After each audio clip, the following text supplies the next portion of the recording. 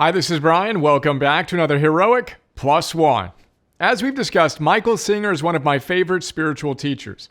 After reading The Untethered Soul and Living Untethered, I decided to follow Joseph Campbell's advice and take a deeper dive into his work.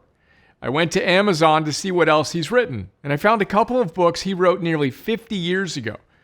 One of those books is called 3 Essays on Universal Laws. The book has a chapter essay on each of his 3 laws: the law of karma, the law of will, and the law of love. Today, we're going to chat about his and my take on the law of karma. Singer tells us we can also call this the law of cause and effect.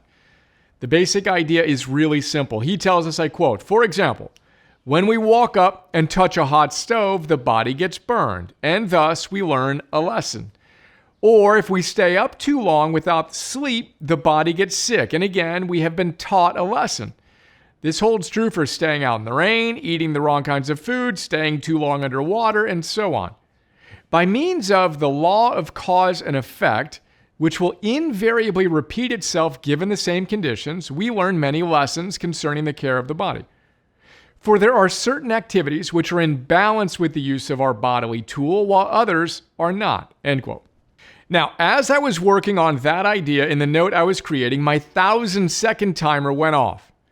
As you know, if you've been following along, that's the prompt, trigger, cue for me to get up and, if it's my AM1 deep work block, which it was as I typed that idea out, bang out a set of 11 burpees. So that's what I did. And as I hammered out the 11 burpees, I thought about why I do them. It's simple.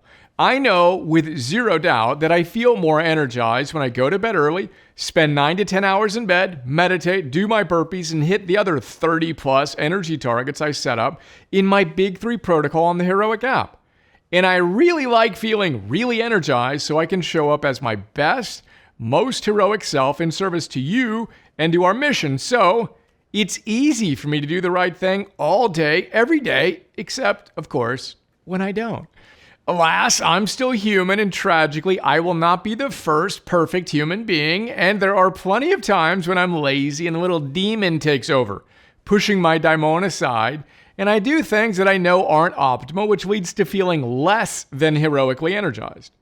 Then I step back half an inch, let my daimon view the situation from what Singer beautifully calls the soul's point of view, aka the objective observer, aka the witness, and I make the connection between doing X and experiencing Y.